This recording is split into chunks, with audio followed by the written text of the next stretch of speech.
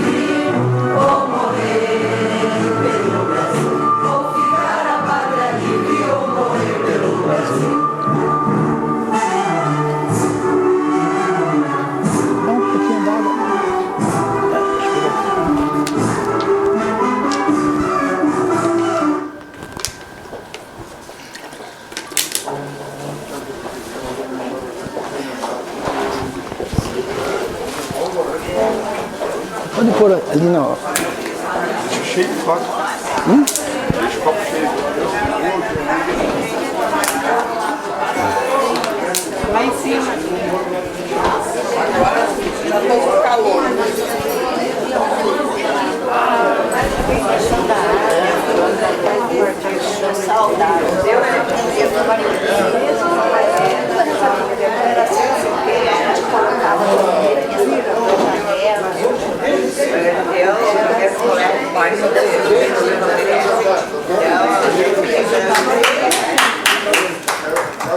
Prezada presidente da Academia de Cultura de Curitiba, Maria Inês Borges da Silveira, prezado ex-presidente, Dr. João Darcy Ruggieri, prezado ministro Luiz Carlos Borges da Silveira, aqui presente, prezados confrades, confreiras, senhoras e senhores. Inicialmente, agradeço o honroso convite da Academia de Cultura de Curitiba, ACUR, para discorrer sobre a data maior dos brasileiros, a independência do Brasil, que completou 197 anos. O 7 de setembro abrange um ato político, cívico, patriótico, monárquico, porque foi realizado com a participação fundamental de um casal de príncipes, o príncipe Pedro e a princesa regente Leopoldina, bem como um ato de fé que iremos abordar mais à frente. Carolina, Josefa, Leopoldina, Francisca, Fernanda de Habsburgo e Lorena, pertencente a uma das mais poderosas dinastias da Europa, que reinou na Áustria de 1278 até 1918. Filha do imperador Francisco I e de Dona Maria Teresa das Duas Sicílias. Nasceu no Palácio de Schönbrunn, cunhada de Napoleão Bonaparte, casado com a sua irmã Maria Luísa. A princesa Leopoldina teve a sua infância marcada pela rigidez com os estudos e estímulos culturais diversos. Desde cedo, a princesa mostrou maior interesse pelas ciências naturais, principalmente botânica e mineralogia. Ela e seus irmãos foram educados segundo os princípios cristãos de seu avô paterno, Leopoldo II. A necessidade de praticar a caridade e, acima de tudo, o sacrifício dos próprios desejos em nome das necessidades do Estado. O casamento da princesa Leopoldina e Dom Pedro teve um relevante papel diplomático do Marquês de Marialva, o mesmo que negociara a vinda para o Brasil da missão artística francesa. Os casamentos reais funcionavam como forma de alianças políticas influenciadora da geopolítica do continente europeu.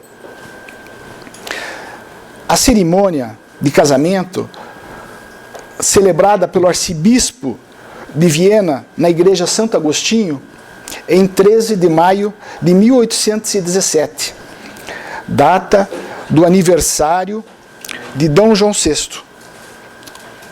Dom Pedro foi representado por procuração pelo tio da princesa, Carlos da Áustria. A viagem pelo Atlântico durou 86 dias. Embarcou em Livorno, na Itália, com destino ao Brasil, na esquadra portuguesa, composta pelos navios São Sebastião e D. João VI.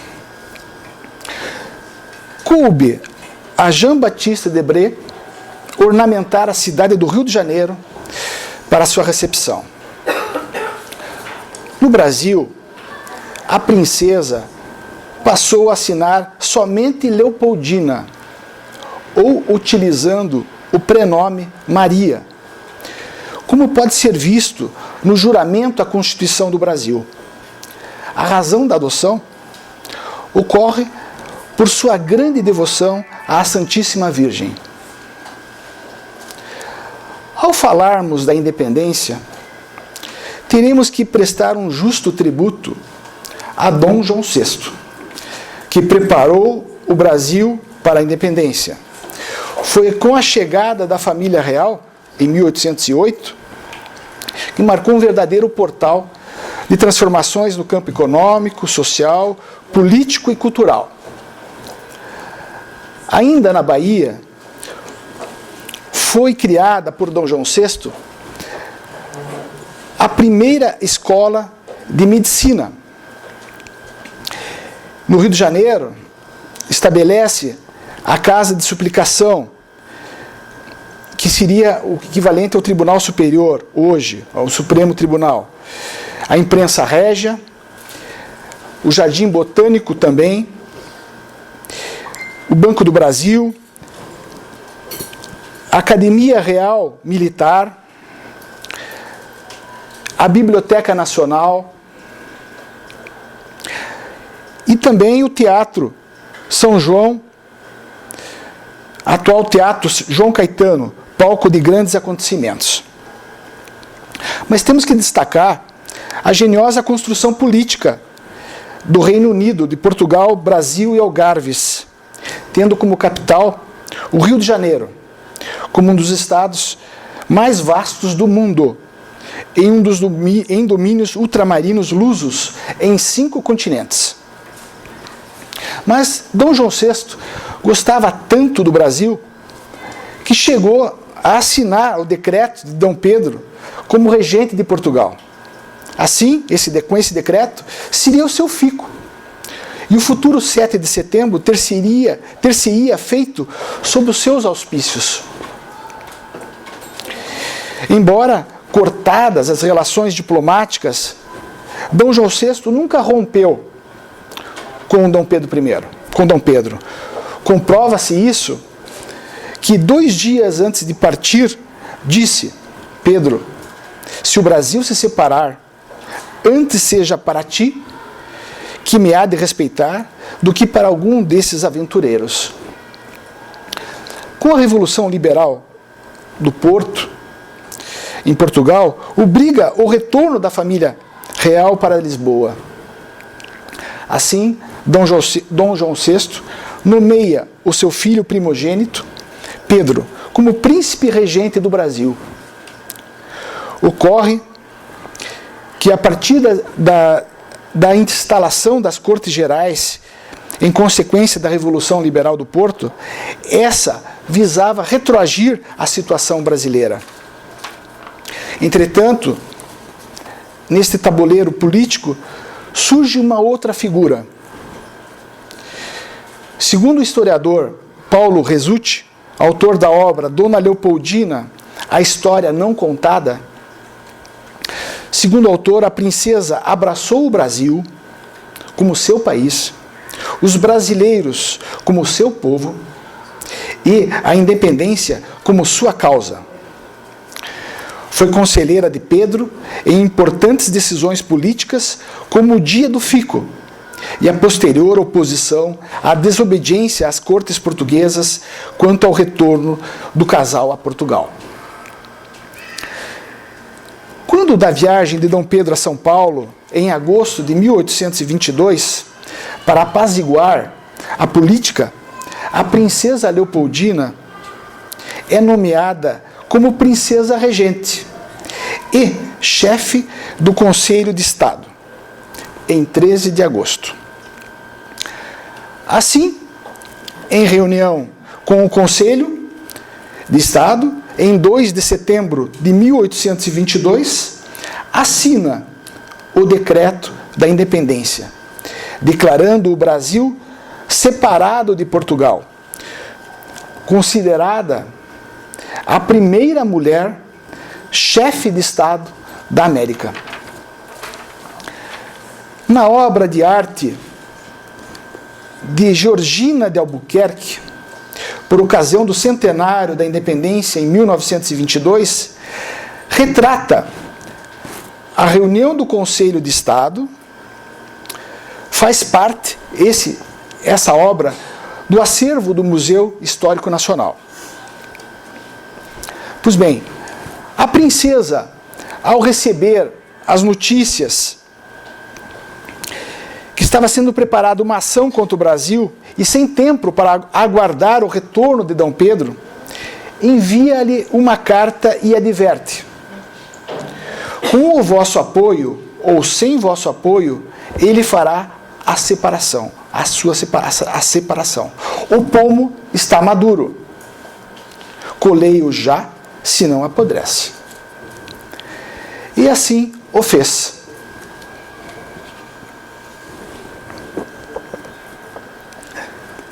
Disse o escritor Sérgio Correia sobre D. Pedro: tivestes duas pátrias e foste por ela renegado. O Brasil te repeliu porque era português, e Portugal não te quis porque eras brasileiro. Hoje, porém, pelos mesmos motivos, ambas as pátrias celebram a tua memória. Soubeste fundir na alma duas nacionalidades, e prova que se pode ser brasileiro sem deixar nunca de ser português. Sem a solução monárquica de 1822, proclamado por D. Pedro I, imperador, retalhar-se-ia o país em estados soberanos num desafio à posteridade que dificilmente os reuniria. Os monumentos que à beira do oceano no Brasil e na Europa celebram o rei cavaleiro equivalem a mensagens imperecíveis, recordando-lhes lutas, as opções, o poder e a vitória. O seu coração está na igreja Nossa Senhora da Lapa, na leal cidade do Porto, e seu corpo repousa na cripta do monumento do Ipiranga, em São Paulo. E o aspecto da fé na independência? O Brasil tornou-se independente sob o manto maternal e proteção de Nossa Senhora Aparecida. D. Pedro, então príncipe, regente, viajando do Rio de Janeiro para São Paulo, quis rezar diante da imagem de Aparecida. Isso aconteceu conforme os registros do dia 22 de agosto. 15 dias depois, nascia o Brasil independente, pelo brado heróico do príncipe, que se tornara o fundador e primeiro servidor do Império do Brasil. Com a nossa independência, surge o símbolo verde e amarelo. A bandeira, nesse quadro explicativo, a bandeira desenhada por Jean-Baptiste Debré. O verde representando a Casa de Bragança, o amarelo a Casa de Habsburgo de Dona Leopoldina, mais ao centro os ramos de café e tabaco, riquezas do Brasil. Ao centro, a cruz de Cristo, que figurava nas caravelas do descobrimento, representando a ordem dos cavaleiros de Nosso Senhor. A esfera armilar, instrumento de astronomia utilizado na navegação. As estrelas, no feixe azul, as estrelas das províncias do Império, em número de 19, e com a diminuição de Cisplatina e o acréscimo do Paraná, do Amazonas e do Paraná, totalizaram, então, 20 estrelas a bandeira do Império. Disse Vasconcelos Drummond: fui testemunha, que era amigo dos Andrada e que viveu essa época. Fui testemunha ocular e posso asseverar aos contemporâneos que a princesa Leopoldina cooperou vivamente dentro e fora do país para a independência do Brasil. Ela, mesmo após a independência, ela trabalhou com tudo afinco, conforme demonstra a documentação histórica, com as cartas ao sogro, ao seu pai, para influenciar o reconhecimento do Brasil independente nas nações europeias. Pois bem, senhoras e senhores, ao nos aproximarmos do bicentenário da independência, o desafio é levar o espírito de confiança, ousadia e soberania para o dia a dia dos brasileiros. Temos a confiança renovada no 7 de setembro, em que o Brasil será vencedor e possa criar um ambiente favorável ao desenvolvimento, investimentos e prosperidade dos brasileiros. 3 situações precisarão ser enfrentadas. Conforme o Instituto Brasileiro de Planejamento e Tributação, o brasileiro necessita de 153 dias, ou seja, até 2 de junho de cada ano, para o pagamento de seus impostos federais, estaduais e municipais. Uma carga tributária das maiores do mundo, que supera 41%. Além da complexidade na apuração, em que retira a competitividade das nossas empresas brasileiras. 2. Segundo dados do FMI, coletados em 107 países, demonstra que os juros cobrados dos brasileiros são os mais altos de todos. A Fiesp confirma a diferença que o banco paga a quem investe em seus títulos e o que cobram de juros de clientes é o mais alto do mundo, supera até os juros de agiotas. Temos apenas 5 grandes bancos. Falta concorrência. Precisamos de muitos concorrentes. 3. O Brasil possui 98% das ações trabalhistas do planeta. As varas de trabalho receberam, em 2018, 1.726.000 processos. Representa, ao lado da CLT, fator significativo de varrimento de empresas e postos de trabalho no país. Assim, dificulta a reposição dos funcionários no mercado de trabalho. No Japão, esse número apenas de 2.500 ações anuais. Os Estados Unidos, mesmo com uma cultura litigante e uma população que supera em 120 milhões a do Brasil, com apenas 75.000 ações anuais.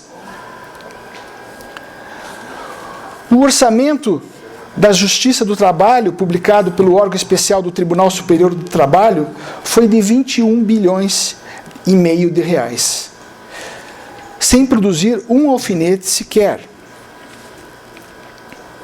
Comparado com o orçamento da nossa universidade, a primeira do Brasil, que não chega a 2 bilhões, representa que poderíamos, com esses recursos, ter muito mais universidades no Brasil.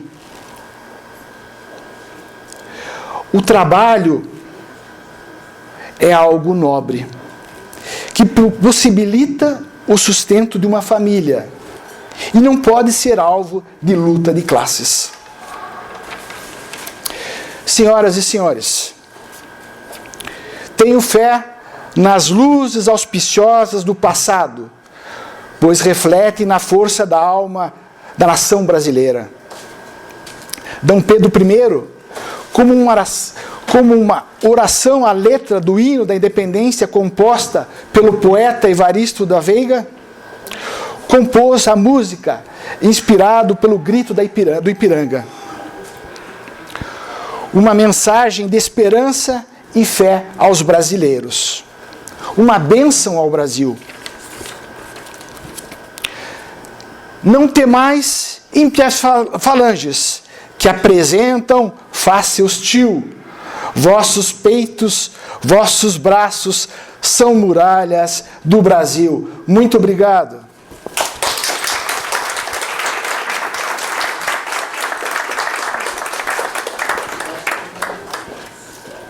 Nós que agradecemos, conhecer um pouco mais a nossa história, isso é muito salutar, muito válido. E confesso que eu não sabia que a Leopoldina tinha tantos nomes assim. Eu achava que era só Leopoldina e, como toda princesa, tem uns 3 nomes, né? Mas muito obrigada, acadêmico. Ótimo. E o almoço está servido lá no Pureto. Vocês podem servir, sei lá. Obrigado. E o microfone está aberto para qualquer recado, qualquer evento que algum acadêmico esteja fazendo. Nós precisamos levar a independência e a soberania no dia a dia do brasileiro. E essa que é a mensagem. 10 de dezembro, lá no Espaço Cultural do BRDE, no Palacete dos Leões, um evento cultural. Eu mandarei depois convite a todos. E o Festival da Lapa, que acontece de 7 a 10 de novembro, todos estão convidados a estarem lá. Provavelmente teremos atores e atrizes bem conhecidos. Na verdade, está previsto, espero que venham, Suzana Vieira, Alex Salles, tá? E todo ano a gente tem assim, artistas de nomes nacionais, que já vieram o Ari Fontoura, a Letícia Sabatella, o Alexandre Nero, o Celton Mello, vários. Eva Vilma, ano passado a Nívia Maria. Sempre tem um ator de destaque que recebe o nosso troféu, o Tropeiro da Lapa. Todos estão convidados. Então o almoço está servido.